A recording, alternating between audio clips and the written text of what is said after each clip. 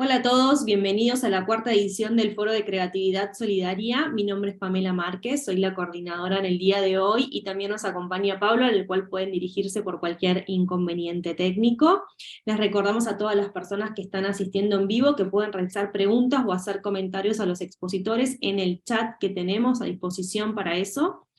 Y bueno, a los expositores les recordamos que cuentan con 10 minutos para realizar su exposición.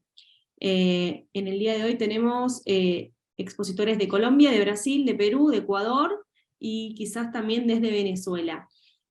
Vamos a dar comienzo entonces a esta comisión que se llama Visibilización e Inclusión a través de proyectos audiovisuales, y vamos a comenzar con Adrián, que es el primer expositor del día de hoy desde Colombia. Listo, excelente. Buenas tardes, mucho gusto. Mi nombre es Adrián Guerrero. Yo voy a estar encargado de la primera exposición. Listo, estoy aquí compartiendo pantalla. Y bueno, en primer lugar, muchas gracias por asistir a este foro de creatividad solidaria. Eh, Antes que nada me presento. Mi nombre es Adrián Guerrero, soy diseñador gráfico, estratega digital, docente y demás. Soy también investigador con Harvard en el área helenística y soy miembro del grupo de investigadores en diseño aquí con la Universidad de Palermo. Dirijo un estudio creativo llamado AX Studios que tiene ya 3 años. En las próximas semanas cumplimos nuestro tercer año. Entonces, el día de hoy les traigo un proyecto que fue con bastante trabajo, que nos emociona mucho, que se llama Goro y la Estrella.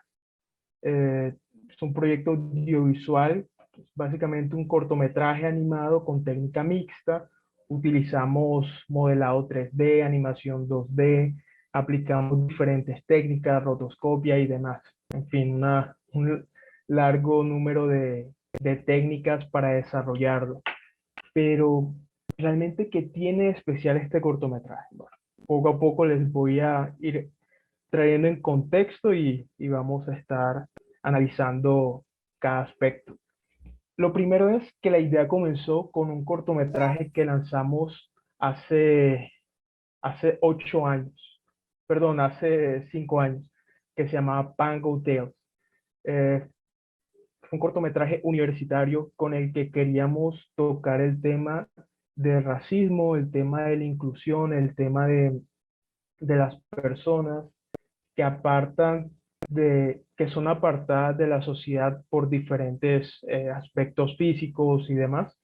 Quisimos traer este mensaje, pero no lo queríamos mostrar desde una perspectiva de lástima o de o de que la persona se sienta mal, sino que queríamos contar esta historia sin ser demasiado directos con el tema. Queríamos que se entendiera en el subtexto y que pudiera ser comprendido por diferentes audiencias. Este es un cortometraje animado bastante family friendly, es muy apto para disfrutar en familia.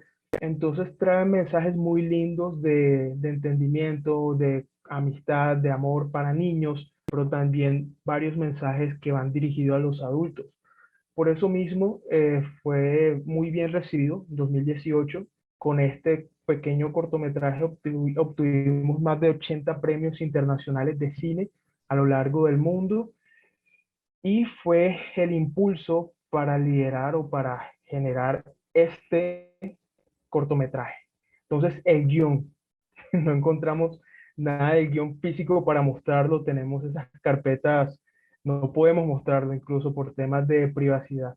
Pero ¿cómo nace el guión? Les pongo en contexto. Sé que nos están viendo desde diferentes partes del mundo, entonces es muy difícil explicar algo tan complejo, pero para los que tienen una idea, podrán explorar un poco más. En Colombia pasa algo, y es que al igual que varios países de Sudamérica, Colombia enfrenta un conflicto interno que va más allá de la comprensión de la sociedad en general. Es un conflicto muy complejo que tiene muchas aristas. Eh, la idea de Goro nació por experiencias propias y experiencias de personas muy cercanas. que hemos sido en cierta forma víctimas del conflicto desde diferentes frentes. Hay, bueno, no quiero mencionar todos los nombres, pero hay diferentes flancos con diferentes ideologías, con diferentes formas de actuar que afectan a la población en general. Entonces, lo que hicimos fue recopilar varias historias, juntarlas con las nuestras, contrastarlas y contar mediante un cortometraje, al igual que hicimos con el proyecto pasado, hablar en este cortometraje sobre el conflicto de manera un poco más abierta, pero también manejando el subtexto. Y pasó algo que cambió todo el guión. Teníamos la historia, teníamos la mentalidad, pero justo en el momento que estábamos haciendo la preproducción, fallece mi mamá y me toca hacer un giro de 180 grados, cambiar varias cosas entre una etapa de duelo y muchas y demás situaciones, pero también encontré otro motivo para contar la historia. Entonces lo que hice fue que tomé todo el contexto del conflicto y lo metimos en la historia como como una capa de background, como una capa de fondo. Y la historia principal trata del duelo en situaciones del conflicto. Un poco complejo, pero vamos a ir hilando un poco más. Bueno, aquí hablamos un poco más de la técnica con la que hicimos el proyecto. Los efectos especiales fueron propios, todo fue muy, ¿cómo decirlo? Todo fue muy, digamos, todo fue muy de bajo presupuesto, muy independiente. La cinta es extremadamente independiente. Hay un tema muy particular que es que no tiene diálogos. Eso permite la universalidad del lenguaje, todo es con expresiones, todo es que el ambiente habla por sí mismo, ocurren muchas cosas detrás de los personajes que nos dan a entender qué están pensando, qué están viviendo y demás. Los espacios están inspirados en lugares insignias de Colombia: Valle del Cocora, la selva del Amazonas y el páramo de Santurbán, con toda su historia detrás. Y bueno, aquí hay otro aspecto que tienen que ver cuando puedan revisar la cinta. Aquí hay algunos aspectos del storyboard, desarrollo de personajes. Aquí está el protagonista, cómo se fue desenvolviendo a un mundo tridimensional. Aquí algunos aspectos del escenario. El proceso está por acá, no me está cargando aquí está, el video. Un poquito de cómo iniciamos y cómo se fue desenvolviendo con un trozo de papel, al storyboard, a ya casi que la parte final con sus diferentes capas de edición. Esta no es la versión final, es la casi final. Un segundo. Y les voy a compartir el trailer para que tengan una idea de qué va la historia.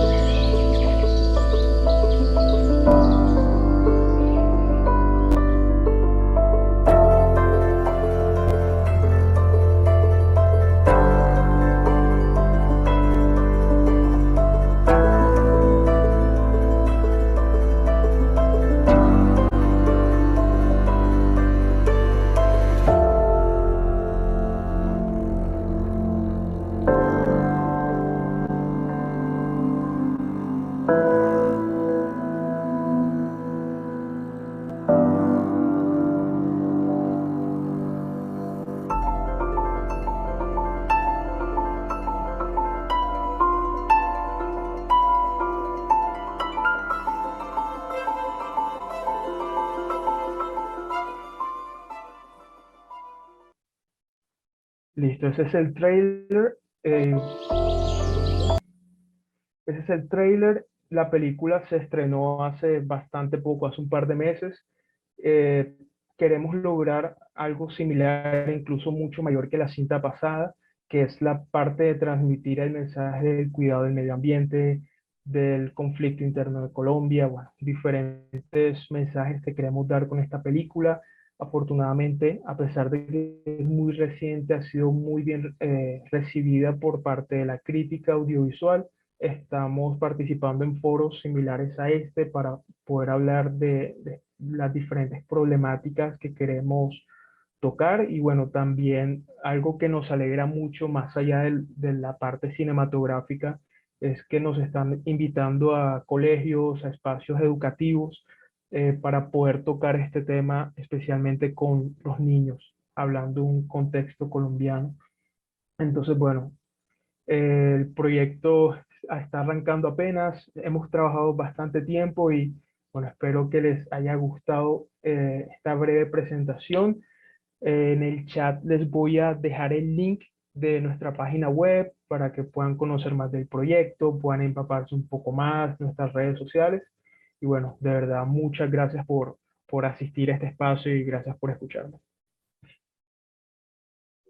Muchísimas gracias, Adrián. Muy lindo el proyecto. Bueno, si alguien tiene alguna duda, alguna pregunta o algún comentario que quiera hacer, lo puede hacer en el chat, que Adrián nos va a responder más adelante. Vamos a continuar ahora con Martín, que es el próximo expositor. Bueno, muy buenas tardes. Mi nombre es Martín Villarroel Borna. Soy de Córdoba, Argentina, pero actualmente vivo en Montevideo, Uruguay.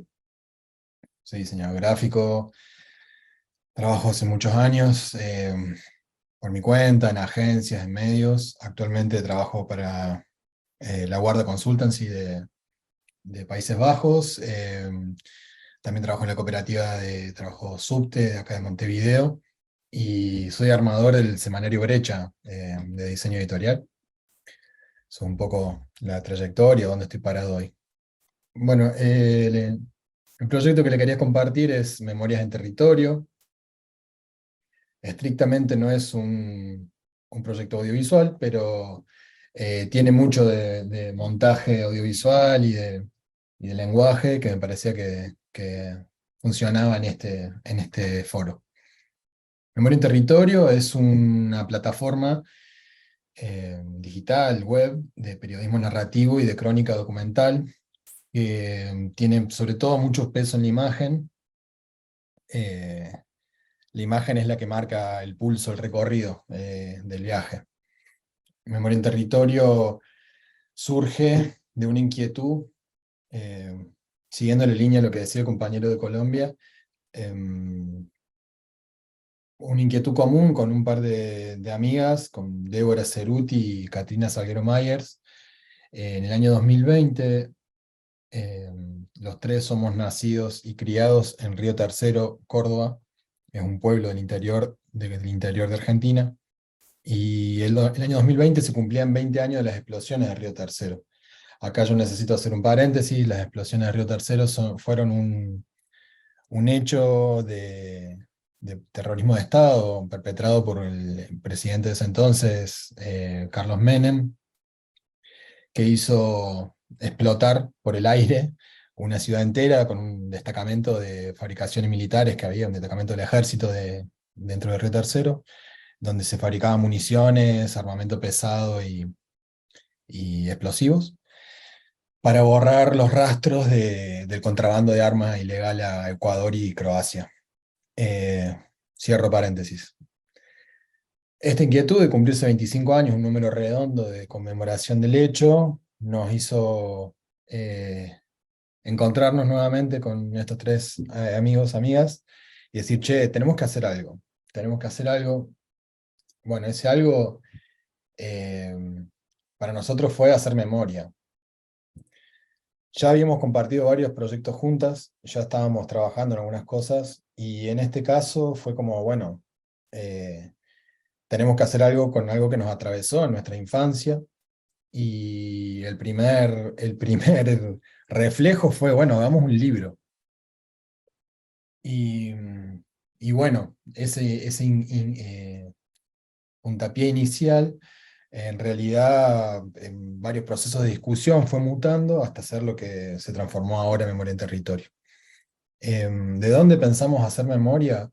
Para nosotros hacer memoria no es solamente coleccionar recuerdos y anécdotas sobre un hecho, sino tratar de tejerlo dentro de los relatos colectivos, enmarcarlo en el momento histórico que se produjo, y, y sobre todo pensarlo desde el hoy, que la memoria esté viva y que esté anclada en el presente.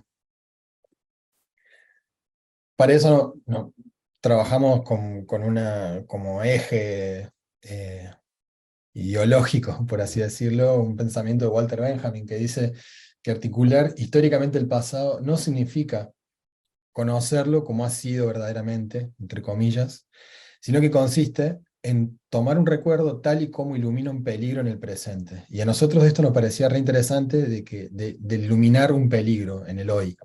Estos hechos que nosotros nos atravesó en la infancia, yo tenía 11 años cuando fueron las explosiones, no fueron hechos aislados, o por lo menos esa era nuestra hipótesis, y hacia ahí empezamos a desentramarlo, cruzarlo con otros relatos. Y ahí fue tomando forma el proyecto. Lo que hicimos fue hablar con la Fundación Rosa Luxemburgo, con la oficina Conosur, que opera en Buenos Aires, una fundación alemana de pensamiento y de crítica política, para convidarles el proyecto, enmarcado en su línea de trabajo de derechos humanos, y empezamos a darle forma a este proyecto de memoria en territorio. ¿Qué sería hacer una memoria en territorio? Bueno, primero pensamos qué queremos trabajar. En los años 90. Los años 90 como síntesis de la consolidación del neoliberalismo en Argentina y en toda la región, atravesado por un montón de sucesos que leyéndolos de manera aislada son anecdóticos, son casi siempre sucediendo en las periferias y no en el centro. Las periferias me refiero al interior, a los lugares despoblados, a los lugares menos habitados. Y que son como el momento de condensación, de mayor condensación de esa política neoliberal que se empezó a introducir en los años 70 y que en los años 90 fue como donde tomó mayor relevancia. ¿Desde dónde queremos hacer memoria? Bueno, memoria en territorio surge desde el territorio. Intentando evitar que las narrativas se produzcan en los centros de poder y bajen hacia los territorios, sino entender cómo esas periferias fueron sufriendo diferentes hechos aislados para constituirlos en una narrativa colectiva mucho más amplia y mucho más potente. El resultado, bueno, fue un sitio, Onda Expansiva, que me gustaría mostrarles el primer boceto, mientras que sigo hablando. Ahora ya no es más así, esto era con la técnica de storytelling, se trabajaba con el scroll down y se iba desarrollando toda una narrativa visual, y luego se iniciaba la crónica propiamente dicha que escribieron las compañeras periodistas. Mucho de trabajo de archivo a nivel imágenes, casi que no hay imágenes nuevas, todo es resignificar el archivo, trabajar con hemerotecas, con periódicos del momento, con archivos, bueno, llamar y digitalizar mucho trabajo de fotoperiodistas de esa época, hacer entrevistas a los colectivos y a las personas que fueron protagonistas de los hechos, y en la crónica y en el tono de la crónica un fuerte peso generacional, de cómo fue que nuestra generación, que fuimos la infancia en esos años 90, vivimos estos hechos. Bueno, el proyecto siguió mutando.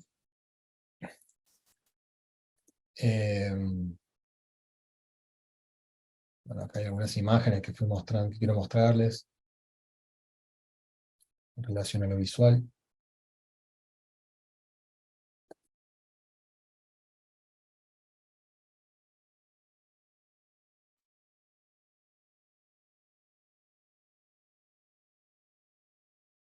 Le decía, el proyecto fue mutando,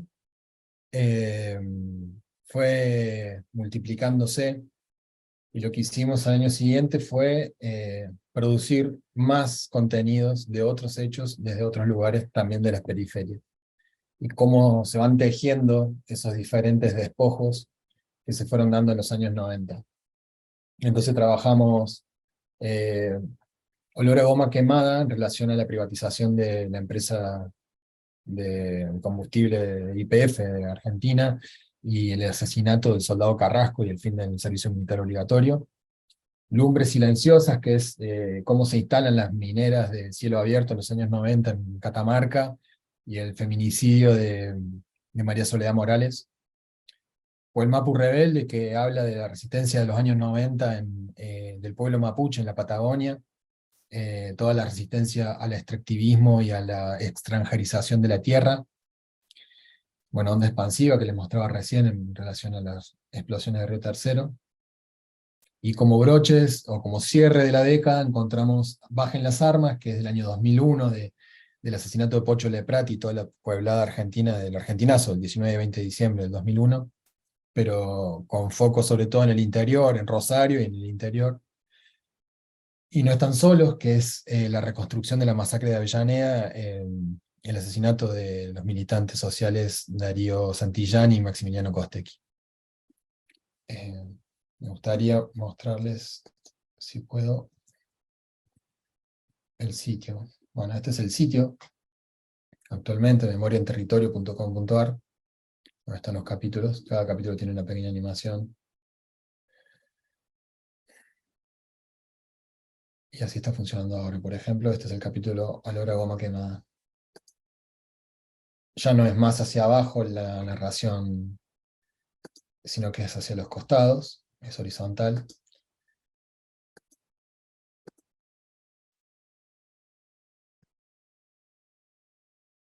Acá mucha imagen de archivo de la privatización de YPF. Y hacia abajo sí se da la crónica, ¿no? El desarrollo de la crónica periodística.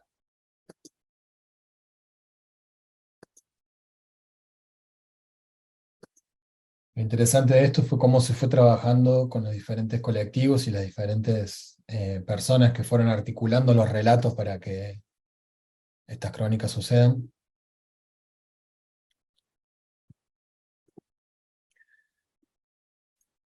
Bueno,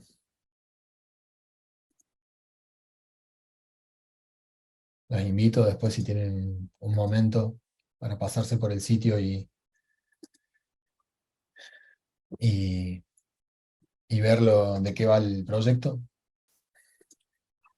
El proyecto también se fue acompañado de cada lanzamiento de cada uno de los capítulos de un evento virtual, donde dialogamos con diferentes artistas, periodistas y integrantes de colectivos de diferentes espacios de cada uno de esos territorios, para reconstruir los hechos, para bajar los desafíos, para contar pormenores y seguir tejiendo esa memoria colectiva. La cosa es que al año siguiente dijimos, bueno, no nos podemos quedar acá, sino que el potencial de todo este material, que en un principio iba a ser un libro, que terminó mutando en esta plataforma, que fue también eventos donde se siguió construyendo la memoria, dijimos, tenemos que hacer unos materiales pedagógicos en base a todo esto. Entonces realizamos una cartilla, caja, no sé cómo llamarla, un contenedor, no sé si me están viendo también en la cámara, en donde adentro tiene cada uno de los capítulos un material desplegable, que de un lado es un póster, y del otro lado hay una serie de actividades para trabajar en taller, para que desde cada uno de los territorios, las compañeras docentes, las organizaciones sociales, las organizaciones políticas de derechos humanos, puedan volver sobre cada uno de estos capítulos, sobre cada uno de estos trabajos periodísticos, y trabajarlo en taller, sobre todo apuntando a públicos más jóvenes, a adolescentes, a la juventud. Y ahí toma otra capa más de densidad del proyecto, y en ese momento estamos ahora, de acercar estas cartillas de laburo, de cartillas pedagógicas para trabajar con juventud, eh, a los diferentes territorios. Aquí hay más afiches.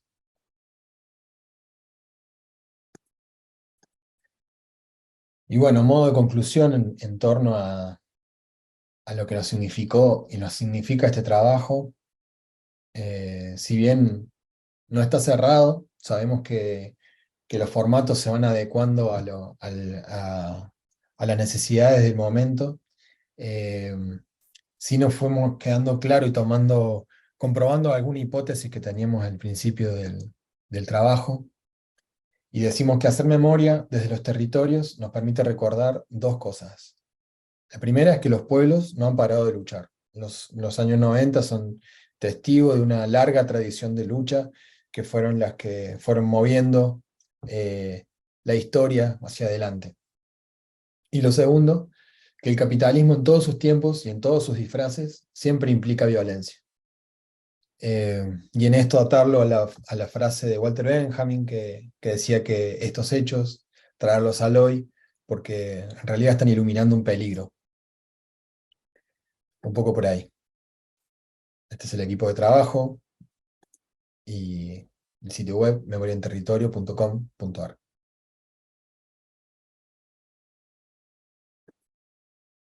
Gracias. Martín, gracias a vos, me parece maravilloso el trabajo. Bueno, yo creo que tengo más o menos tu edad porque también estaba en la primaria cuando sucedió la explosión esta, que si uno lo contase parece un capítulo de Netflix. Hoy en día no, alguien de otro país me da trabajo explicar lo que sucedió. Así que bueno, si tienen intereses las personas que nos vean desde otro país, entren, porque son historias casi fantásticas, pero que sucedieron en la realidad, que bueno, están maravillosamente contadas. Y por lo que entiendo ahora, en la siguiente fase del proyecto es llevar esto a los colegios. Sí, sí, venimos trabajando en eso. Estas son unas cartillas que nada, se las mandamos a los territorios con los que ya venimos trabajando en estos capítulos. Pero también cada vez que hay un encuentro, cada vez que hay un espacio de taller, una ronda, caemos con esto, que circula y que se va multiplicando también. Buenísimo. Bueno, esperemos que el foro les sirva para difundir el trabajo. Felicitaciones. Si hay preguntas o comentarios, los invitamos a que los dejen en el chat. También, si querés Gracias. dejar las redes en el chat, a veces es más fácil de copiar y de ingresar, si no llegaran a capturar la pantalla con la información. Vamos a continuar con el siguiente expositor del día de hoy, que es Mateo. Listo. Ahora les comparto pantalla. Muy bien, Mateo, ya te escuchamos, pero todavía no te vemos. Ahí ya me pueden ver. Ahora sí, Listo. Entonces ya les comparto. cuando quieras puedes comenzar. Me cuentan si ahí pueden ver la pantalla. Ahí se ve. Listo. Bueno, primero me presento. Yo me llamo Mateo Troya, soy de Quito, Ecuador, tengo 24 años y recientemente me gradué como diseñador multimedia en el Instituto Metropolitano de Diseño aquí en Quito. Bueno, principalmente yo me dedico a lo que es el dibujo digital y el dibujo tradicional, como pueden ver aquí, y también me dedico a lo que es la animación. Y bueno, pues ahora les voy a contar sobre mi proyecto más importante, que es justamente el que lo hice también para la tesis con el que me gradué. Se trata de Nos Volveremos a Encontrar. Es un cortometraje animado que trata sobre el impacto emocional tras el fallecimiento de un perrito. Ese cortometraje lo hago para dar recomendaciones y que las personas vivan sus duelos tranquilamente tras perder una mascota, generalmente un perrito. Y bueno, el proyecto lo hice también porque yo pasé por el fallecimiento de un perro justamente el año pasado. Entonces, estos acontecimientos pueden marcarnos un antes y un después en nuestra vida. Por eso es importante vivir este tipo de duelos con tranquilidad.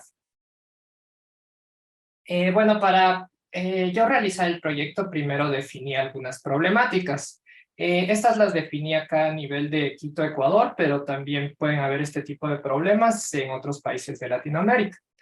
Por ejemplo, uno de los problemas que encontré es el desconocimiento del vínculo entre los humanos y los perros. Por ejemplo, muchas personas como que rechazan la existencia de este vínculo, ya que es un vínculo subjetivo que alguien tiene con una mascota. Entonces, al rechazar este vínculo, hay personas que desmerecen un poco como que el valor del sentido de la vida de los perros. Otro problema que encontré son las consecuencias negativas tras el fallecimiento de un perrito. Por lo general, también investigué que los perros producen efectos de bienestar en nuestra salud, fortalecen algunas emociones como el amor, la fidelidad, la responsabilidad y también cuidado hacia los demás seres vivos. Por consecuencia, la muerte de un perrito causará efectos negativos, puede causar sentimientos de culpa, tristeza o cambios de rutina. Y otro de los problemas que encontré es la falta de cortometrajes animados sobre estos temas. Al menos aquí en Ecuador yo hice también una búsqueda si es que hay material audiovisual y la verdad es que no encontré sobre este tema. Entonces por eso también quise hacer el proyecto. En cuanto a la investigación, además de algunas tesis que hablaban un poco sobre lo que es el impacto emocional tras el fallecimiento de un perrito, también me leí estos libros que les recomiendo bastante. Uno de ellos es Antrozoología, que habla justamente de cómo es nuestra relación con los perros y cómo ha sido a lo largo de los años. Y otro de los libros es En la mente de un perro, que también habla como que de las emociones que tienen los perros y cómo podemos compartir algunas emociones con ellos. Y bueno, ¿por qué es importante este proyecto? Yo también realicé algunas encuestas a nivel de aquí de Quito, Ecuador, que ya les voy a mostrar a continuación. Y en los resultados de las encuestas, como deducción saqué que es necesario un apoyo emocional y asimismo es necesario tener material audiovisual que hable de este tipo de temas. Aquí pueden ver una de las encuestas. Yo encuesté a 59 personas y, por ejemplo, la primera pregunta que hice es, ¿cree usted que el fallecimiento de un perro provoca un impacto emocional? Y la mayoría respondió que sí. Otra de las preguntas que hice es que ¿por qué cree que hay personas que no empatizan con la muerte de los perros? Por ejemplo, algunas personas utilizan la frase de solo es un perro. Y la mayoría de gente respondió que, por ejemplo, la educación en Ecuador no incentiva el cuidado y la empatía con los demás seres vivos. Entonces yo creo que un cortometraje animado es un buen método también para usarlo en las unidades educativas para concientizar sobre este tipo de temas. Y otra de las preguntas que hice es qué métodos serían ideales para concientizar a las personas sobre la importancia de la vida de los perros. Asimismo, la mayoría de personas me respondieron que un cortometraje animado sería un buen método. Así también como conversatorios sobre el cuidado de los perros. También por mi parte, yo durante la realización del cortometraje animado hice una alianza con Pet Memorial Forest. Este es un cementerio canino aquí en la ciudad de Quito. Entonces, justamente este cementerio me ayudó a difundir mi cortometraje a través de sus redes sociales y de su página web. Y bueno, ahora en la parte de la planificación del cortometraje y cómo lo fui realizando, yo empecé en octubre del año anterior y lo terminé en febrero de este año. Entonces fui dividiéndolo en fases como la preproducción, producción y la post. Por ejemplo, en la preproducción hice los guiones, los storyboards, las encuestas. Luego en la producción hice lo que es toda la animación y en la postproducción puse lo que es sonido, música y los últimos detalles del cortometraje. Aquí pueden ver lo que fue como que mi preproducción y los primeros bocetos. Como les comenté antes, yo tenía un perrito que falleció el anterior año, entonces en él me basé para dibujar a los personajes. Entonces estos fueron los primeros bocetos. Asimismo, para el personaje del chico, me basé un poco en mí. Aunque claro, igual los dibujos intenté hacerlos como que lo más simples, por ejemplo en las patitas sin tantos dedos, o sin tantos detalles, porque luego todo esto me tocó llevar a la animación. Entonces, para no complicarme demasiado. Aquí tenemos lo que fue mi storyboard con algunas de las escenas que luego les mostraré en el cortometraje. Y así es como quedaron los personajes finales. Este es el personaje del chico, junto a su paleta de color, y este es el personaje del perrito, asimismo con la paleta de color aquí abajo. Y bueno, para los escenarios igual, bueno, yo los dibujé con bastante cariño y bastante dedicación. Por ejemplo, yo comencé dibujando, todo es digital, pero a mano. Yo comencé haciendo los bocetos y lo que es la línea final. Luego agregué lo que son los colores y al final las luces y las sombras. Asimismo, acá pueden ver otro de los escenarios. Y bueno, para la fase de la producción, que es en sí la animación, les voy a mostrar un poco de cómo es el proceso en el que yo fui haciendo el cortometraje.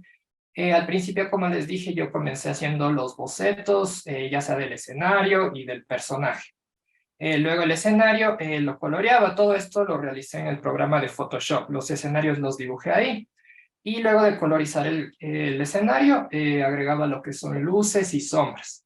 Y al final llevaba otro programa que se llama Toon Boom Harmony, que es donde realicé las animaciones. Luego quedaría la escena ya con las animaciones y por último se pasa al programa After Effects y en este programa se le dan los últimos retoques, por ejemplo, un par de sombras, como pueden ver aquí, y también efectos climáticos como la lluvia, etc. Y para la postproducción, yo utilicé este programa que se llama Adobe Premiere. Aquí puse todo lo que son los efectos de sonido, la música. Igual se grabó efectos de sonido en estudio. Y eso en cuanto a la parte de la realización de mi cortometraje. Y bueno, para el futuro del proyecto, yo actualmente estoy subiendo a mis redes sociales contenido referente a este tema del fallecimiento en perritos y referente al tema de perros en general. Y por ejemplo, como mi personaje principal es entonces en todas las nuevas animaciones que estoy subiendo aparece él. Asimismo, como futuro del proyecto, si por ejemplo logro obtener más alianzas o tal vez algún tipo de monetización, se puede ayudar también a refugios caninos, no solo a las personas que hayan pasado por el fallecimiento, sino también a los perritos, ayudarlos en general. Y ahora les voy a mostrar el cortometraje que, bueno, dura 5 minutos. Entonces, ahorita les muestro. ¿Me avisan si se escucha bien? Sí, se escucha. Ya.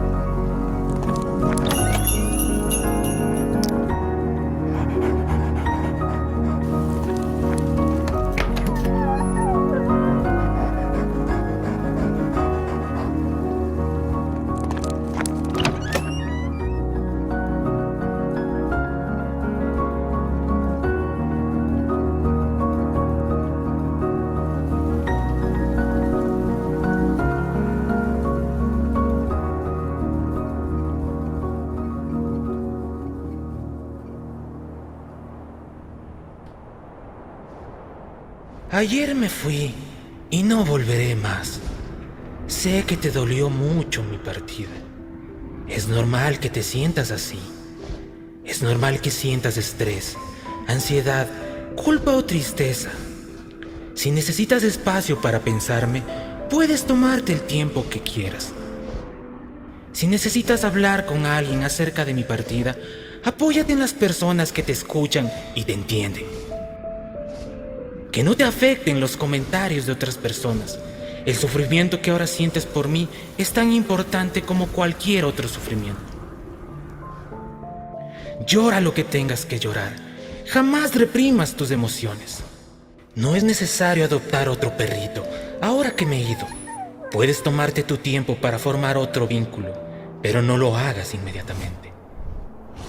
Al pasar el tiempo, sé que estarás mejor. Si necesitas deshacerte de mis pertenencias, lo puedes hacer, pero siempre conserva los aprendizajes a mi lado y todos los recuerdos juntos.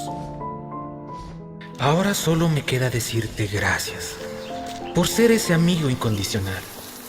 Gracias por crear ese vínculo conmigo que no puedes explicarlo a otros humanos. Gracias por tus cuidados y por tu amor. Me voy por un largo tiempo, pero ten por seguro que no será para siempre. En algún momento nos volveremos a encontrar.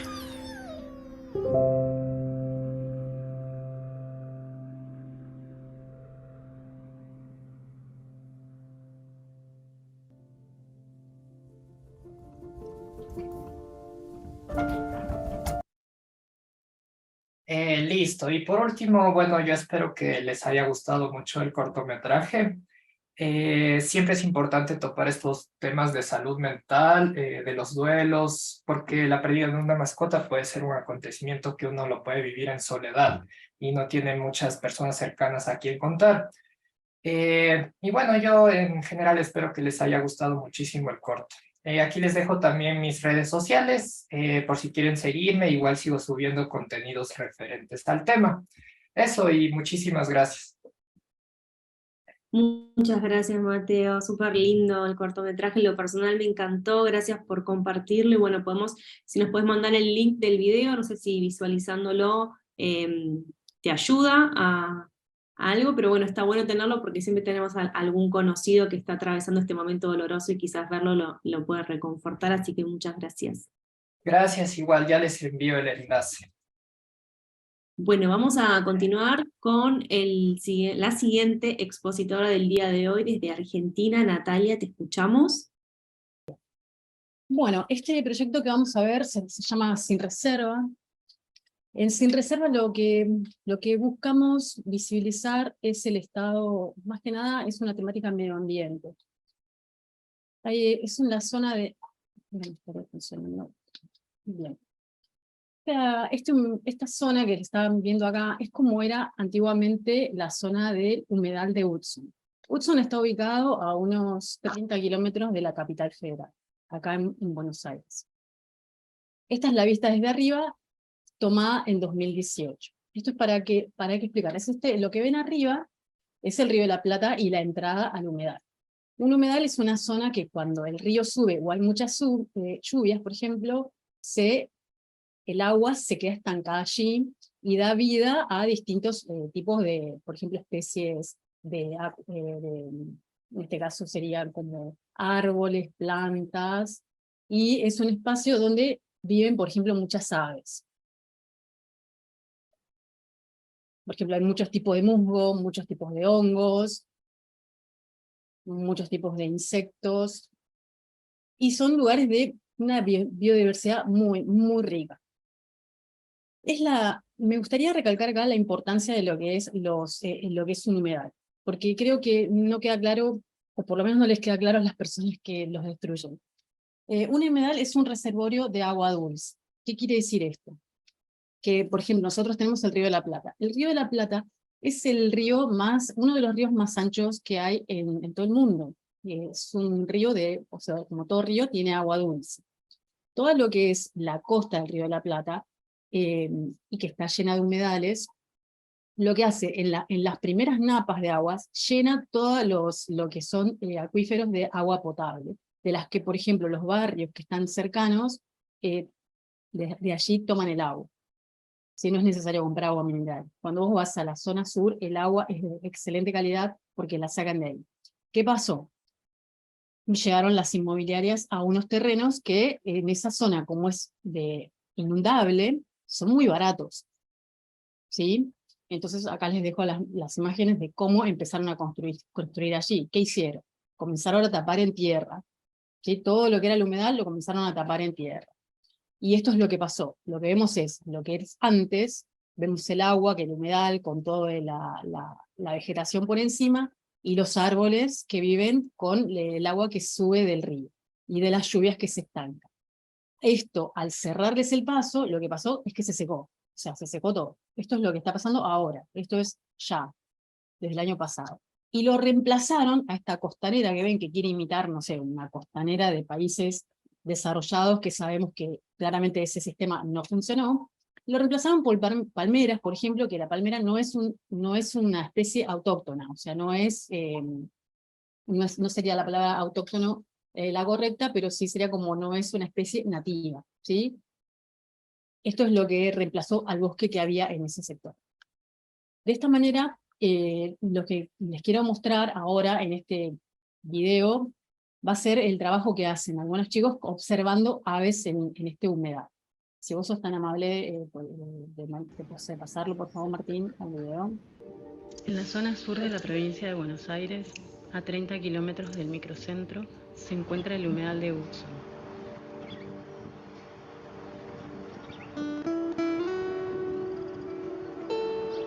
Guillermo Hudson fue un ornitólogo que realizó el primer registro de aves rioplatenses.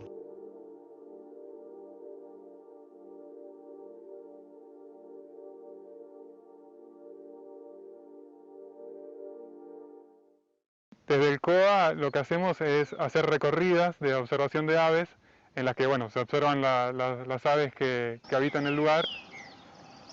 Las aves serían más de 180 especies, pero bueno, hacemos nuestros relevamientos como ciudadanos comunes, ¿no? Digamos, hacemos listas, como hacían los viejos observadores de aves, hacer listas en cuadernitos, nosotros lo hacemos en los celulares. Y después eso se sube a las plataformas y se va generando un registro que no solo tiene valor en el sentido de para que otros observadores sepan dónde se pueden ir a ver determinadas especies, sino que tiene un valor científico, digamos, para la investigación. Ese proyecto lo que hace es reunir todos los datos que están en cierta zona, que en nuestro caso la zona es de la autopista hasta el río, y desde el Arroyo Negro hacia el Canal Baldovinos. Tenemos muchísimas especies que son propias de los humedales. Tenemos cigüeñas, garzas, playeritos, que son muchas migradoras. Tenemos, por ejemplo, la becasa de mar que viene desde Canadá, desde la bahía de Hudson justamente. Además nosotros hacemos capaces de juego de palabras, viene de Hudson a Hudson.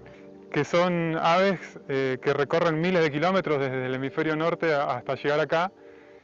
Y una de las cosas que nosotros consideramos entre la importancia de conservar el espacio este es que ellos vienen y después de todo ese viaje van como trazando su ruta en función del alimento que van encontrando, de la disponibilidad de alimento. Entonces, si su medio ambiente se va degradando, esa situación, ese equilibrio se va perdiendo y a la vez las aves migratorias van perdiendo también su posibilidad de subsistencia, digamos.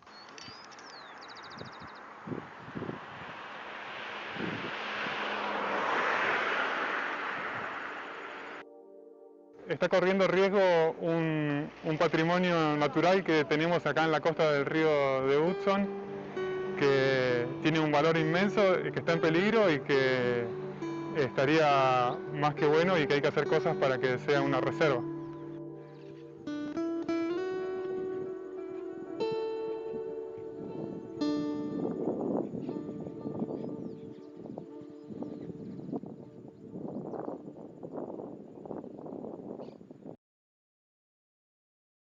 Bueno, como pudimos ver, en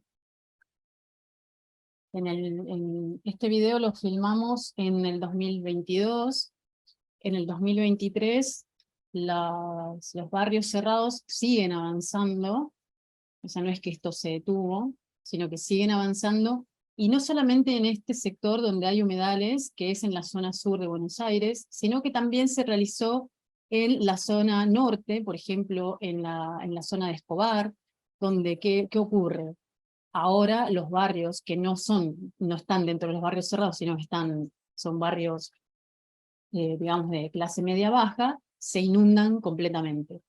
Porque claro, ahora cuando llueve o sube el río, no hay un humedal que contenga ese agua. Ese humedal ahora está siendo ocupado por los countries de personas que con poder adquisitivo alto o sea, quieren vivir en la naturaleza, pero al mismo tiempo como que se contradicen, porque, o sea, quieren vivir en la naturaleza, pero como que la están destruyendo. O sea, quieren lo natural, pero lo están pisoteando. O sea, queremos tomar agua pura, pero de donde se está sacando el agua lo estamos tapando. Entonces hay muchas, esto ocurre digamos, es muy importante ver esto, porque bueno, hay decisiones que se toman, que no son decisiones son decisiones que toman los que están en este momento funcionarios públicos, que son a corto plazo, ¿verdad? Lo que estamos observando es que una riqueza, y sobre todo algo tan valioso para toda la humanidad como es el agua potable, no se está teniendo presente el valor que tiene esto. Y más allá de la biodiversidad, estamos hablando solo del agua. No estamos hablando ni siquiera por ejemplo, de la biodiversidad que tiene, o sea, todas las especies que allí están viviendo. Tanto de aves, por ejemplo, como también de roedores, grandes roedores como un carpincho, o por ejemplo, pequeños zorros. Existen también gatos, son unos gatos como monteses, que son como unos gatos salvajes que existen allí. La cantidad de reptiles, anfibios. Y bueno, nosotros hacemos, los chicos que ustedes vieron que son del Centro de Observadores de Aves y biólogos y observadores, estos son actividades que realizan ad honorem y que nadie pone un peso para hacer esto, ni siquiera para las plataformas. Las plataformas son internacionales, están alojadas en servers internacionales, donde se sube justamente la diversidad que hay de flora y de fauna, y se hace un relevamiento de estos datos en en las distintas temporadas. Por ejemplo, en verano vemos aves, en verano-primavera, y en otoño, por ejemplo, vemos mariposas, y ahora, este próximo sábado, la persona que sea de Buenos Aires y quiera venir, este sábado es temprano, sí, es como a las 7:30 de la mañana, 8 de la mañana, estar en la costa, y hacemos relevamiento de lo que son los hongos que nacen en esta época, en esta temporada. Esto ya les digo, o sea, es bastante sacrificado, hay que ir bien temprano, no queda como para ir caminando, son como para ir en bicicleta o en algún auto, en tipo de medio de transporte. Esto ocurre, ya les dije, en Hudson, y también ocurre en todos los humedales y a nivel mundial.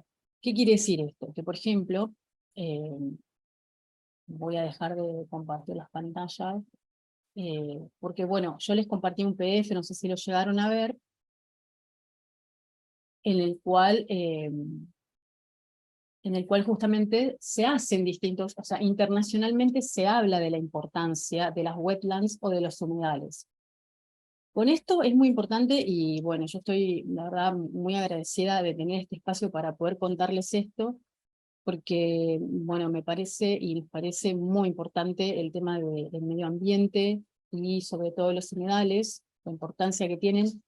Y bueno, ustedes están al tanto por ejemplo, focos que se han hecho de incendios, en los cuales esos incendios comienzan en 9 puntos al mismo tiempo, lo cual eso en la naturaleza es improbable o imposible, por no decir imposible, que suceda, por lo cual ya justamente se llega a la conclusión por lógica de que eso es adrede, justamente ¿por qué? Porque hay una legislación vigente que si hay un bosque no se puede construir, pero si vos lo quemás y ese bosque deja de existir, vos podés construir allí, porque pierde su valor, o sea, no es que pierde su valor, sino que ya no hay una ley que lo ampare.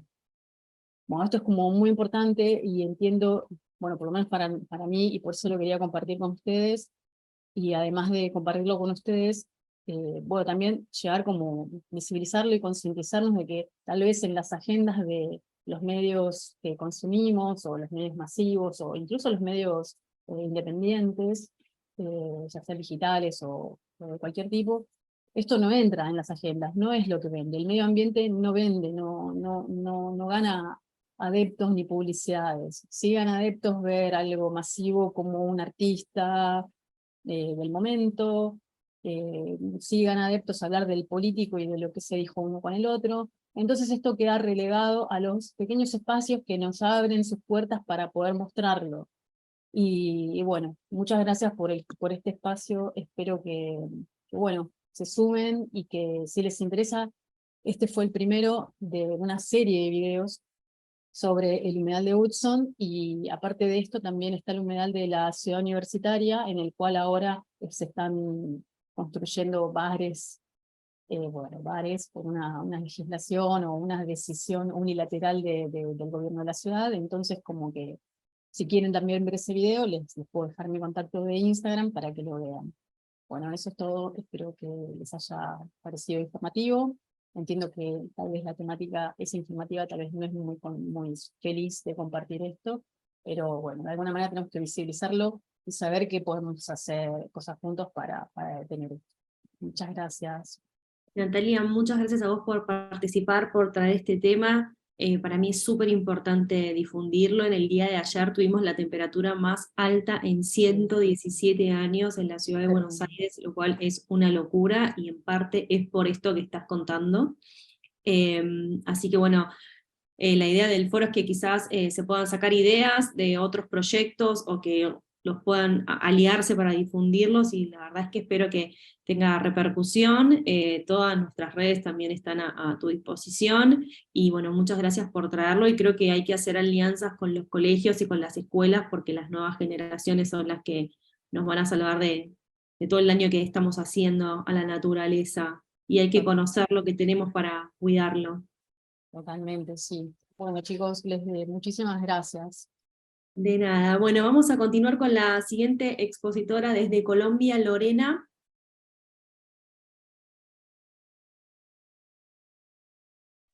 Hola, buenas tardes. Buenas tardes, Lorena. No sé si se ve el video.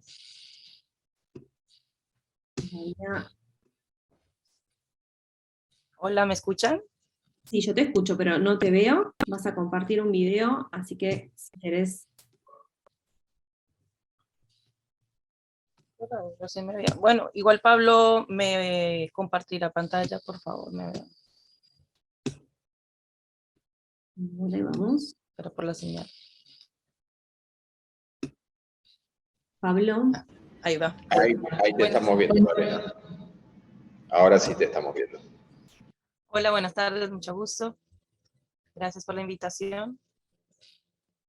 Mi nombre es Lorena Martínez, soy de Colombia y vivo acá en el Delta del Tigre, en Buenos Aires, hace ya varios años. Me recibí como diseñadora de imagen y sonido de la Universidad de Buenos Aires y me desempeño como sonidista, tanto en rodajes como en diseño, y también soy investigadora que trabaja sobre la imagen y, bueno, metaforizándola como con el virus que nos invade. También soy exploradora del sonido y ecologista, y bueno, siento que el cine o lo audiovisual es una poderosa herramienta para, bueno, generar un aporte en la sociedad y en la memoria colectiva. Así que desde hace varios años vengo realizando distintos proyectos, tanto ambientales como educativos y también de derechos humanos.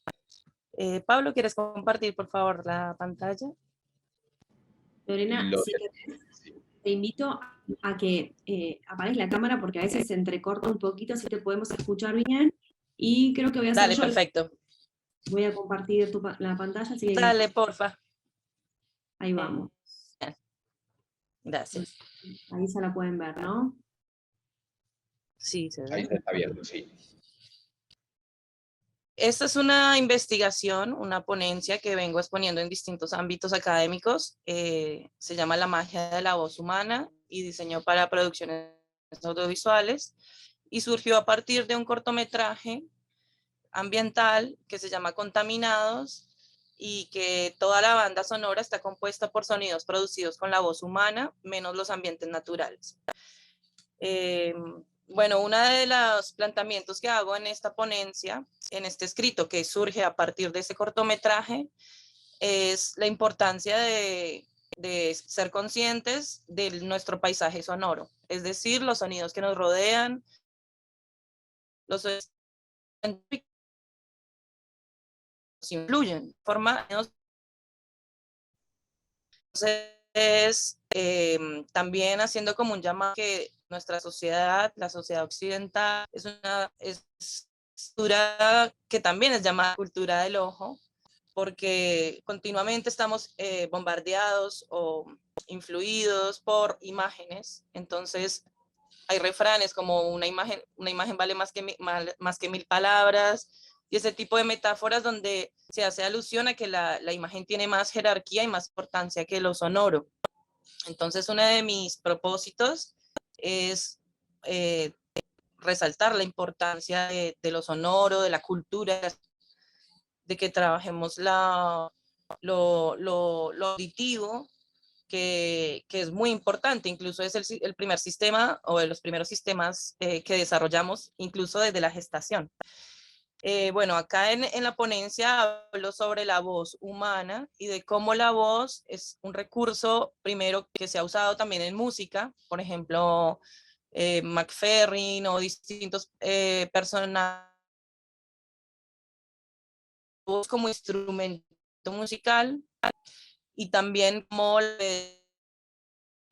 llega a ser como esa forma de nuestra identidad, como la voz tiene cultura, el sexo, incluso las emociones. Incluso a través de la voz podemos saber si esa persona está triste, alegre, o sea, nos revela muchas cosas.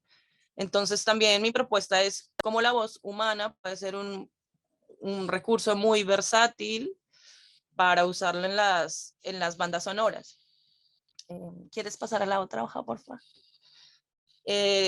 Como les comenté, todo esto surgió a partir de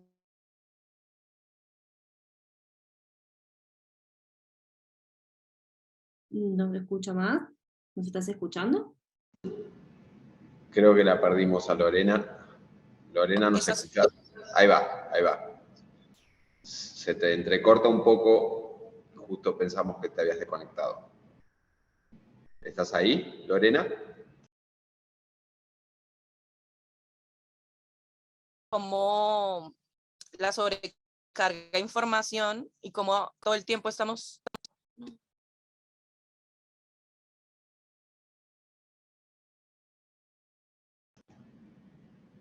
Se te cortó, Lorena.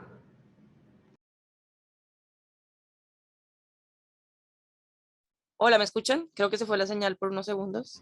Ahí te escucho. ¿Ahí me escuchan? Perfecto. Bueno, como les comentaba, todo el tiempo estamos sufriendo como este bombardeo de imágenes, tanto en los dispositivos como en los anuncios, y solamente en lugares naturales nos damos cuenta de eso, porque estamos, digamos, como acostumbrados a estar en esas posiciones. Estamos caminando por la calle y todo el tiempo hay anuncios, letreros, y es como sobreestímulo también. Entonces, una de las propuestas es esto de fomentar la cultura de la escucha, de darnos como darle esa valorización, por ejemplo, a los sonidos tan cotidianos como de los pájaros, y bueno, ver que ese sentido, el de la audición, es súper importante porque también trabaja la memoria emotiva. Por ejemplo, la música trabaja en las emociones. En el caso de las bandas sonoras, cada música genera una emoción en el espectador, en la audiencia. Entonces, bueno, uno de los planteamientos es esto de ser conscientes de nuestro entorno, de que la contaminación sonora nos influye también, nos afecta, y de trabajar pues lo auditivo. Después, ¿quieres pasar a la otra hoja, por favor? En el cortometraje, bueno, una de las cosas que también como que se plantea acá es salirnos del paradigma de la sociedad occidental y ver otras culturas, otras formas de expresión en otras culturas. Es por el caso, por ejemplo, de acá de las copleras del norte de Argentina y de los Andes en general, hasta Colombia también, Colombia, Perú, Bolivia, Chile. Por todos los Andes hay esos cantos ancestrales, esos cantos que acá en el norte los llaman coplas, y que en cierto punto para esas comunidades, según su cosmovisión, son cantos que generan sanación. Para la cosmovisión andina, las copleras toman sonidos del universo y cuando cantan los entregan al que lo necesite. incluso por eso al final de las canciones hacen un grito, y ese grito del final es porque devuelven los sonidos al universo que no usaron. Todo esto dependiendo de la cosmovisión, ¿no? Es como, por ejemplo, el caso de los mantras, que también son sonidos emitidos con palabras y según su creencia es un canto que genera mucho poder, incluso para la meditación y demás. Hace poco también escuché del sonido Aum, que tenemos que pronunciar sin mover la lengua, la A, la U y la OM, y es como ese sonido primordial, todo dependiendo de la cultura, ¿no? Pero está bueno como tomar en cuenta este tipo de culturas y ver otros paradigmas, otras cosmovisiones. ¿Quieres pasar a la otra diapositiva, por favor? Bueno, acá, por ejemplo, están los cantos, los ícaros, por ejemplo, para la comunidad Chipiva en Perú. Son cantos mágicos y, bueno, que generan cierta sanación en esa tradición amazónica. Entonces, como que mi propuesta también va a escuchar distintas culturas y también ver esos otros paradigmas para también salirnos de nuestro cotidiano y ver qué piensan otras culturas. En este caso, bueno, desde el diseño sonoro, por ejemplo, Lucrecia Martel, directora de cine de Argentina, en sus películas tiene muy en cuenta esto de las modulaciones de la voz. Entonces trabaja en sus películas muchos diálogos con susurros, con gritos, con determinadas formas que construyen bastante. Incluso muchas veces ella dice que las escenas las construye a partir de lo sonoro. Entonces a partir de una llamada telefónica, de una conversación con susurros, crea sus escenas. Entonces eso está bueno y como que planteo a mis colegas diseñadores y realizadores audiovisuales que tomen en cuenta esto de lo sonoro en sus proyectos. Lo mismo, bueno, acá Mr. Bean, que no sé si sabían que era un personaje, bueno, muy emblemático y que él era tartamudo y por esa razón o sea, los diálogos en realidad son sarasíntaras, que en el teatro se le dice como que son esas palabras que no tienen ningún sentido, Gramelot se le dicen en teatro, y son palabras que no tienen sentido, pero que transmiten algo. Y bueno, este es el cortometraje que les comentaba, Contaminados, es un cortometraje ambiental que realizamos en el 2013, y es un cortometraje que bueno, toda la banda sonora es con sonidos producidos con la voz, trabajamos con un beatboxer, y habla sobre la importancia de naturaleza, ¿no? Si quieres pasar a la otra.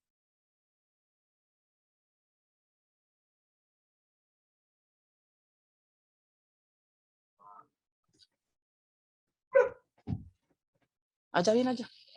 Lorena.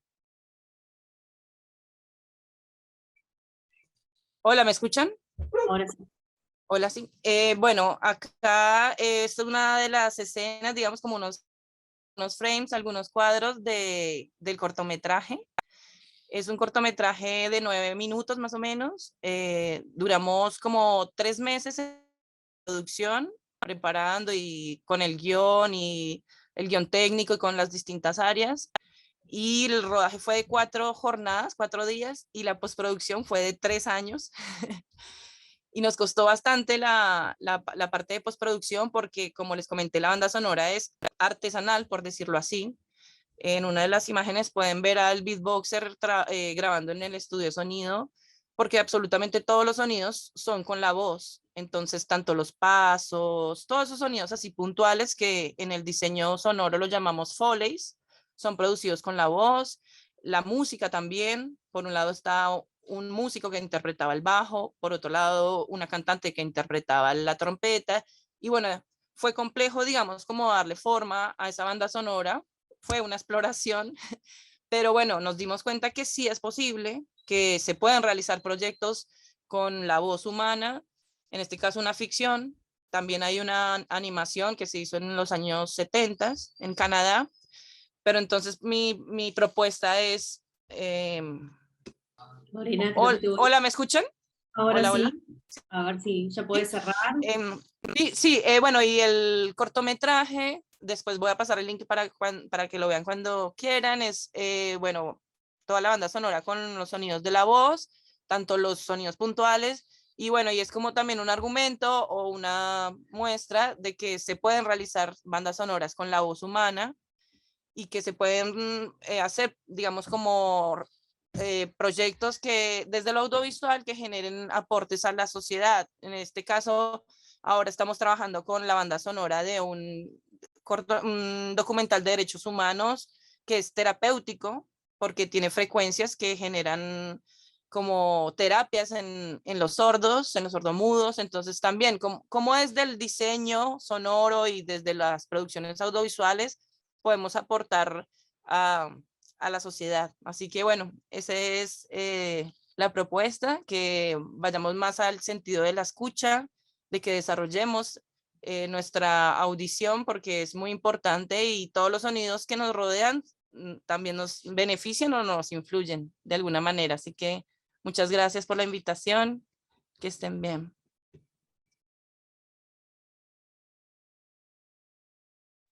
Muy bien, bueno, muchas gracias por participar. Voy a dejar acá de compartir tu pantalla.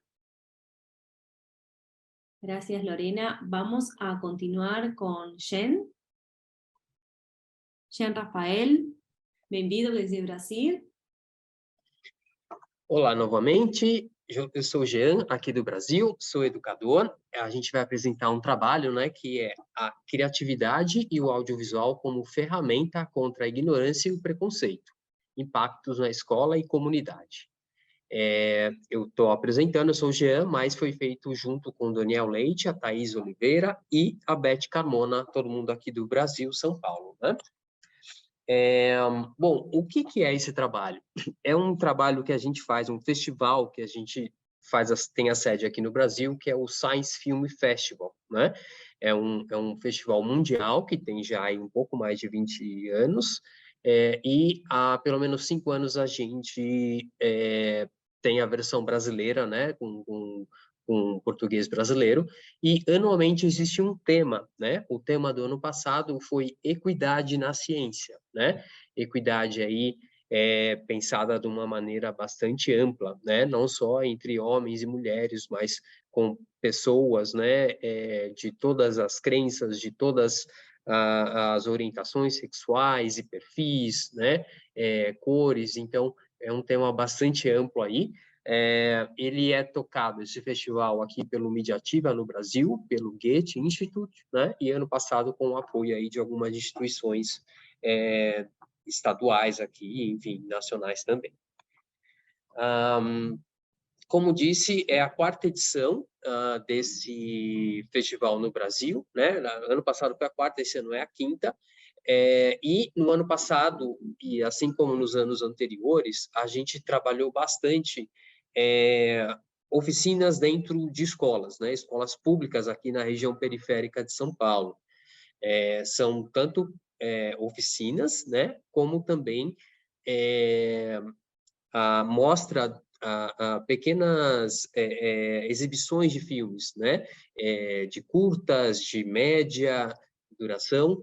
E todos esses filmes estão dentro de temas como educação, né, o letramento midiático, conscientização aí para questões críticas à tecnologia e principalmente ambientais, né?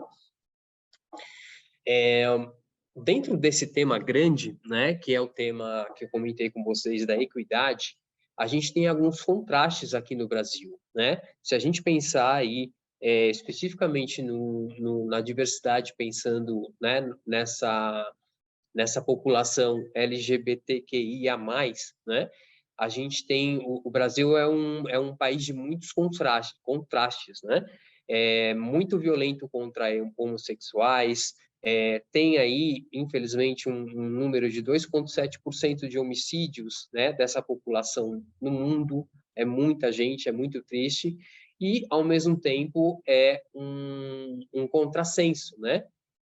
Enquanto tem essas estatísticas horríveis, é o país aí que tem a maior busca por conteúdo, né, adulto, conteúdo de, enfim, de vídeos com tema transgênero, né? Então, é um país com muitos contrastes, né? Estou trazendo essa informação porque nas formações que a gente faz aqui em São Paulo, né, a gente mostra algumas obras, né? E como o tema do ano passado foi a equidade na ciência, né? A gente teve a felicidade de ter um conteúdo que foi esse aqui que eu vou mostrar para vocês, ó. Vê se está chegando uma imagem de uns macaquinhos. Sim, estamos vendo os macaquinhas, parecem. Macaquinhas, exato. A gente recebeu, no ano passado, um filme chamado Na Natureza, né? En la naturaleza. Perfeito, graças. E é um conteúdo super curtinho, de 5 minutos, onde mostra no mundo, na natureza, como os corpos se comportam, né? No caso dos macacos, né? Existe o tradicional, né? O macaco com a macaca, existe o macaco com o macaco, existe a macaca com a macaca, e, enfim, tudo tudo é possível, né? E, no caso em específico, tanto, né, no caso do macaco com macaco, da macaca com macaca, isso só pode acontecer com um determinado parceiro, mas também eles podem trocar de parceiros, né? Essa imagem mostra justamente, é uma animação super divertida, né, feita para crianças, e esse momento mostra exatamente essa troca de parceiras, né? Então, elas estavam juntas durante um tempo e, de repente, a outra macaca se interessou por uma outra macaca. Então, e mostra, né, inclusive, comportamentos de alguns peixes, né? Que em determinado... Quando existe luz, quando está sol, né? Ele tem um determinado... Ele é de uma certa orientação sexual. E quando não tem luz, ele é de um outro sexo. Então, assim, não tem certo e errado na natureza, né? Tudo é possível, né? É uma questão biológica, então, lógico, existe a questão biológica, existe a questão de perfil, né? Cada macaquinho aqui se comporta de um jeito e está tudo bem, né? E com seres humanos não há de ser diferente, né? Quando a gente mostrou esse material, né, a gente faz isso para grandes públicos, né? Os públicos chegam aí a 500 crianças por sessão, né? Nós temos aqui no Brasil em São Paulo, em específico, na cidade de São Paulo, né? A gente tem aqui por volta de 12 a 13 milhões de pessoas, né? E na periferia existem o que a gente chama escolas chamadas CEL, que são um misto de uma área de lazer, bibliotecas e escolas, né? E a gente tem a felicidade de ter uma sala de cinema grande lá, né? Uma sala super simples, mas que dá para projetar.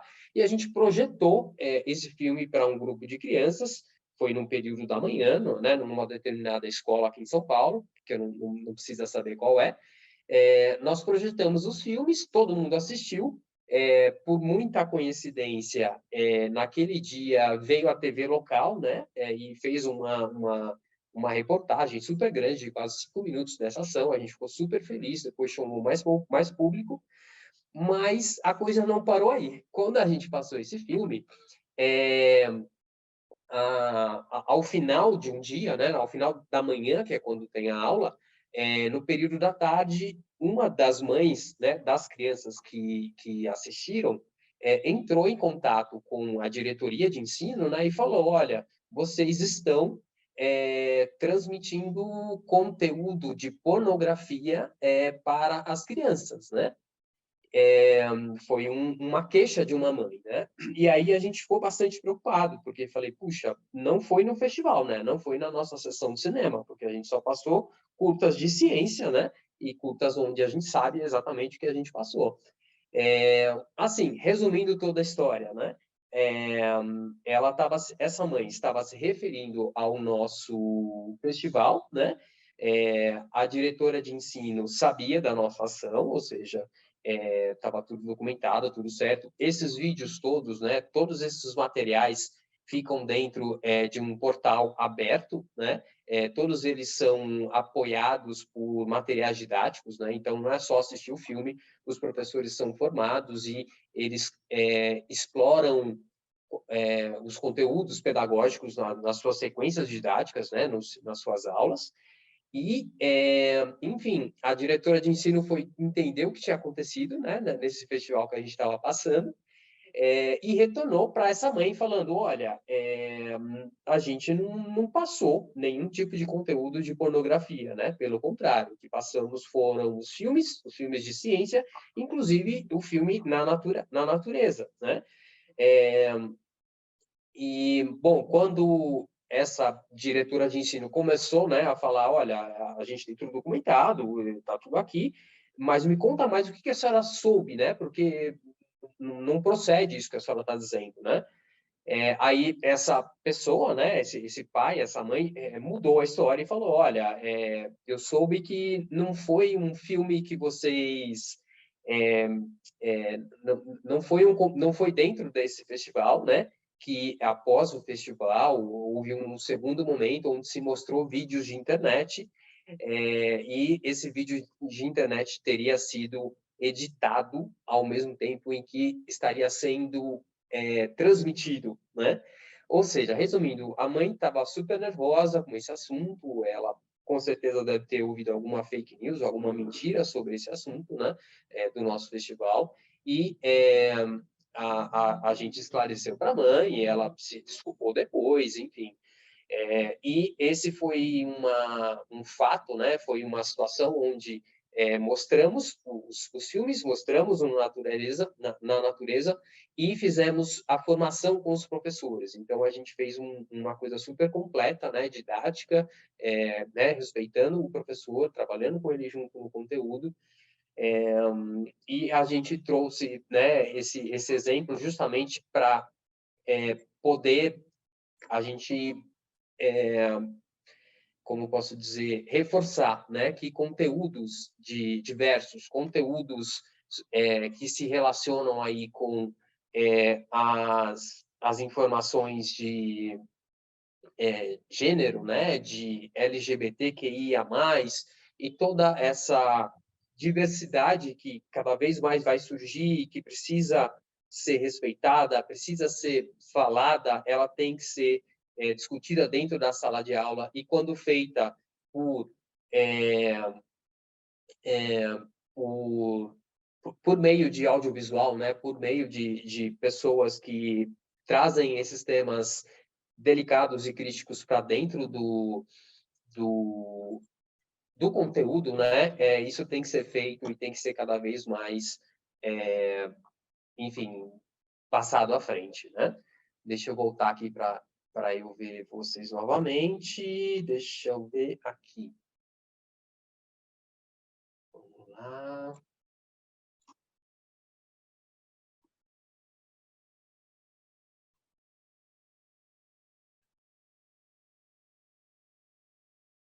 Shane, você quer parar de compartilhar a tela? Posso pedir a Pablo? Perfeito. Muito obrigado a todos e a todas. Boa tarde. Pablo, se puedes dejar de compartir.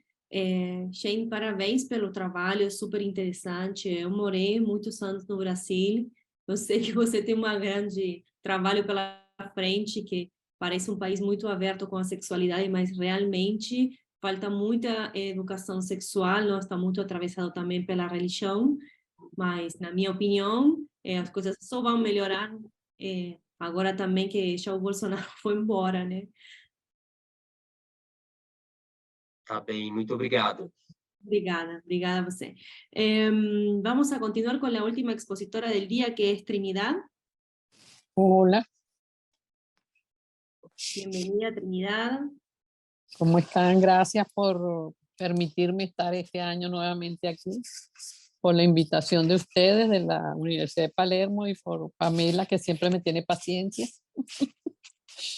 Em, voy a tratar de compartir aquí con algunos de los dispositivos las imágenes que tengo. Muy bien. Ajá, vamos a ver si llega una.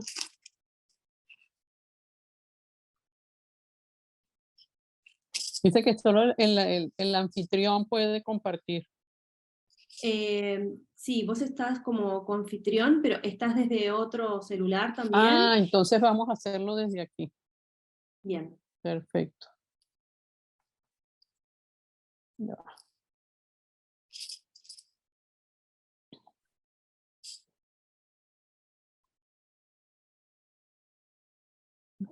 Bien, mientras esperamos que Trinidad pueda compartir la pantalla, les recuerdo a todos que tienen el chat a su disposición para dejar sus comentarios.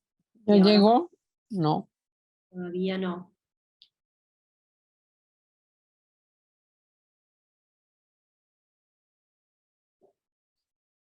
Ahí está. Ahora sí lo podemos ver. Ah, bueno, ok. ¿Las comparto todas enseguida o de una en una? Como vos prefieras, si querés podés comenzar a hablar y cuando quieras Ok. pasar a la próxima. Perfecto. Yo voy a cerrar aquí el foro y felicitaciones a todos los que presentaron los proyectos anteriormente. Yo soy Trinidad Durán, soy venezolana, resido en Winter Park, en Florida. Soy jubilada, profesora universitaria, contador y auditor. Actualmente soy investigador independiente y también porque estudié en una escuela de artes plásticas y fotografía, y hago artes visuales, plásticas y fotografía. Y me estoy preparando para dar clases a esta edad, para dar clases de arte con una universidad de México ahora, que estoy haciendo una actividad online. Bueno, anteriormente una de las integrantes del foro habló de que si una imagen dice más que 1000 palabras, un símbolo dice más que 1000 imágenes. Eso lo decía Joan Costa. Es la simplificación. Yo estoy proponiendo un modelo que vengo trabajando de la señalética. El año pasado yo hice 2 presentaciones en arquitectura y aquí en creatividad solidaria, hablando de eso, de la calidad sensible y la señalética. Pero eso se ha ido extendiendo. Es como esa dona que está ahí como el universo, que cada vez que voy investigando le voy agregando. Entonces el modelo es a través de la semiótica ambiental, de la señalética y la esquematización. Y para tal fin, usé estos autores que están aquí. Joan Costa, que es un referente para todo, porque fue una persona que de verdad, un ser humano extraordinario, que no fue a una educación formal, sino que fue autodidacta prácticamente, y nos dejó muchos aportes para el diseño.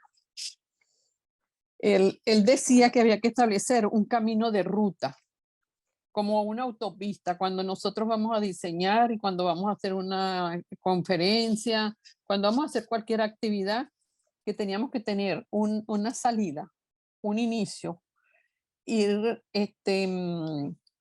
haciendo escalas, paradas, tránsitos y una meta, una llegada. Él hablaba mucho de la esquematización y del diseño ambiental.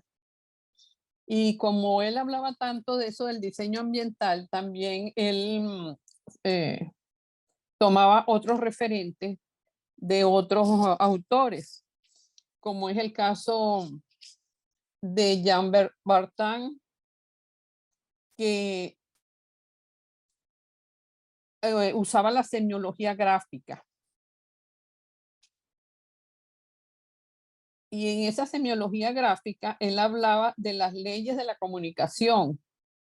Y lo primero que él nombraba, este autor, eran, o estos autores, porque ellos todos se relacionan, que había que pensar en el público y cómo recibe el mensaje. Anteriormente hablaron de la contaminación audiovisual, varios de los ponentes, y no es nada más la contaminación que nosotros estamos acostumbrando, que es hacia la tierra, es hacia nosotros mismos. Ahorita se producen muchas imágenes, mucho contenido, pero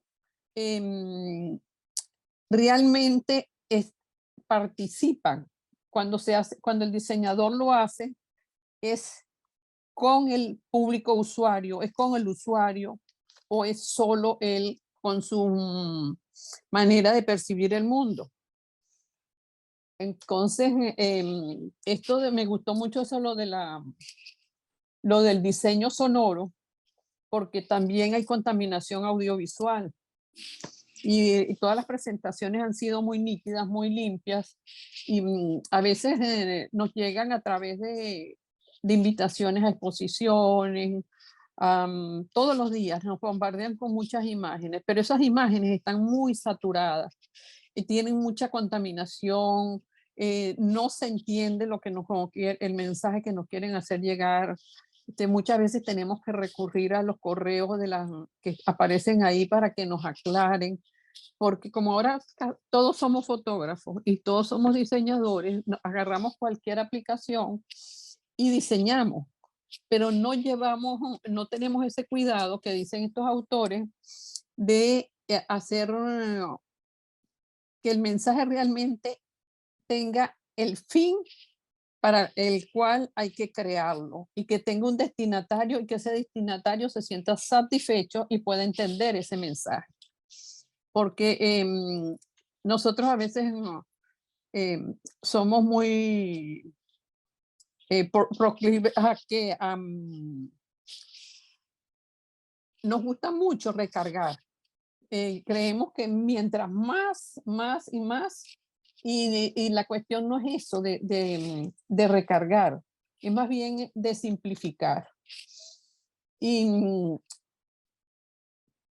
a veces no se distingue lo que es la imagen y el texto y el fondo. Es como cuando estamos viendo una película que la banda sonora y la música suena más alto que el diálogo, y a veces tenemos que retroceder y a veces nos quedamos en el aire. No sé si la intención del productor es ese, de que no oigamos esa parte, no lo escuchemos.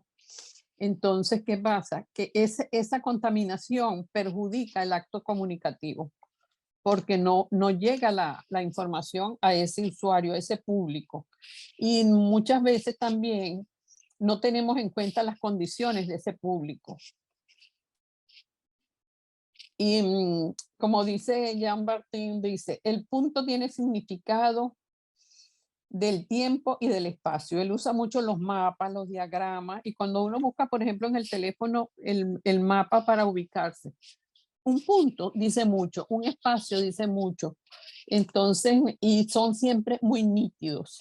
Es como la señalética. Cuando vamos por una vía, la señalética puede haber follaje, árboles, pueden haber edificios, pero el aviso lo vemos, lo capturamos de una vez. Y a veces eso es lo que tenemos que usar en los mensajes cuando diseñamos o coloquemos una imagen o hagamos una obra de arte o en cualquier área del diseño. Tiene que tener nitidez. Otro de los autores que están ahí es Rudolf Ahern.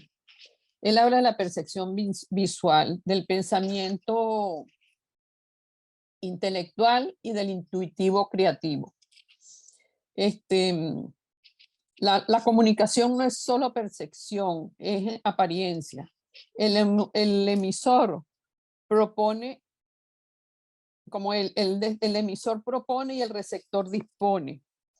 Entonces, ¿qué pasa cuando no tomamos en cuenta cómo va a ser percibido, cómo va a llegar ese contenido, esa información que queremos hacer llegar. El ojo mira y la mirada ve. El ojo distraído es una diana. Entonces, hay un ojo alerta, crítico, que es un radar. Entonces, ¿qué es lo que nosotros queremos ser? ¿Una diana o un radar? Ajá. En el caso de Jane Dixon, él habla de la atracción. Y con la atracción podemos tener esa conciencia ambiental del entorno y de nosotros mismos. Porque a veces hacemos una obra como para nosotros, como decía hace poco una conferencia que fue de un maestro de Colombia, que él decía que a veces hacemos las obras para que nos acompañen en nuestra soledad. Eso es lo que nosotros queremos cuando emitimos un mensaje, cuando hacemos una obra, cuando hacemos una presentación, una exposición. No, ¿verdad? Queremos es que ese público usuario que está ahí sentado, que nos está mirando en una pantalla, que nos está escuchando, que nos está percibiendo, le llegue la información que cubre esa necesidad que él tiene. Y en eso de la abstracción tenemos a Tomás Maldonado, que es un referente, y Álvaro Sotillo, que vienen de la escuela alemana los dos. Álvaro Sotillo es venezolano, es un diseñador excelente. También tenemos a los maestros Cruz Díez y Soto. Entonces, ¿cuál es la reflexión? ¿Comunicar para qué? ¿Y qué se comunica? ¿Por qué se comunica? ¿Cómo se comunica? No solo es decir cosas, es acción que produce efectos de la realidad. Entonces, no sé si puedo compartir otra, que es de dónde viene esto como el antecedente. Estamos viendo la misma. No. No, esta es la siguiente. Es la siguiente, sí, está bien. Estos son otros autores. Lo que pasa es que yo lo hice tipo dona, porque así como está esa dona con bastante confite que le encantan a los niños, así hacemos a veces las presentaciones. Yo puse en el PDF 2 imágenes también así bien congestionadas. Una totalmente mimetizada, una fotografía y otra que con la señalética como que se salva el mensaje. Entonces tenemos a Jonathan Hofer en tipografía, que también es un buen referente, y yo vengo trabajando desde hace tiempo a Kevin Lynch en lo que es calidad sensible, que todos los proyectos anteriores hablaron de eso, de esa calidad sensible. ¿Qué es la calidad sensible? Es sentir que la tierra, que el ambiente, que el sitio donde estamos, sentirlo, vivirlo, despertar esa sensibilidad que vi en todos los proyectos anteriores. Yo uní el año pasado, fue calidad sensible con señalética, y esta vez agregué otros autores porque mi intención es crear un libro y que vaya siendo como un referente para cuando vamos a hacer estos trabajos de presentar ese arte con causa, esas causas. Por ejemplo, a mí me encantó cómo presentaron todo ese drama, pero de una forma tan artística, que es como una manera de suavizar el dolor. No es maquillarlo, porque eso es otra cosa. Y con Junichiro Tanizaki, es la sombra. ¿Qué es lo que pasa? Que cuando él plantea, o sea, yo estudié en una escuela de fotografía, y me hablaban de la luz, mis maestros, la luz, la luz, la luz. Cuando lo leía él, me di cuenta que la luz no puede existir sin la sombra. Entonces ahí es donde nosotros tenemos que, como seres sensibles, hacer esa simbiosis de combinarlo. Porque si usted pone un brillante en una superficie muy brillante, usted no la va a ver, no la va a poder mirar, no la va a poder percibir. Entonces, en nuestro trabajo y en nosotros mismos, ¿cuál es esa sombra? ¿Cómo la vamos a manejar? En estos trabajos que estamos haciendo con causa, en el arte con causa, en el arte colaborativo, ¿cómo manejamos esa sombra? Y así hay otros autores que se van a ir agregando con el objeto. Bueno, algún día podré sacar un pequeño libro con todas estas observaciones que voy haciendo año tras año, que tengo tiempo trabajándolas. Y Trinidad, ya se pasó un poco del tiempo que tenías para exponer, por eso quería preguntar bueno, si querés sí, ya comentar aquí algo más o con esto redondear la idea. finalizo muchísimas gracias por ser ese público usuario. Bueno, Trinidad fue la última expositora de esta comisión. Quiero preguntarte, Pablo, si en el chat hay alguna pregunta o algún comentario que quieras leernos. No, mira, no hemos recibido hasta el momento ninguna pregunta. Sí, muchos agradecimientos y comentarios entre expositores y los mismos participantes hacia los expositores también. Buenísimo, sí, ahí estoy viendo que ya se están compartiendo algunos de los proyectos en comunidades, así que me pone muy contenta. Vamos entonces a agradecerles a todas las personas que participaron el día de hoy de esta comisión. En mi nombre, como parte del equipo del Foro de Creatividad Solidaria y en el nombre de la Universidad de Palermo, les agradezco a todos por el tiempo. Si quieren profundizar más sobre los proyectos que presentamos en esta comisión y sobre todos los proyectos que se presentan en el Foro de Creatividad Solidaria, recuerden que en la agenda tienen acceso al PDF y también al video que nos enviaron sus expositores. También si quieren rever esta charla, recuerden que pueden hacerlo a través de nuestro canal de YouTube, va a estar disponible a partir del 8 de septiembre, así como también está disponible, le estarán disponibles a partir de la misma fecha, el 8 de septiembre, los certificados para tanto los expositores como las personas que se registraron para escuchar esta charla.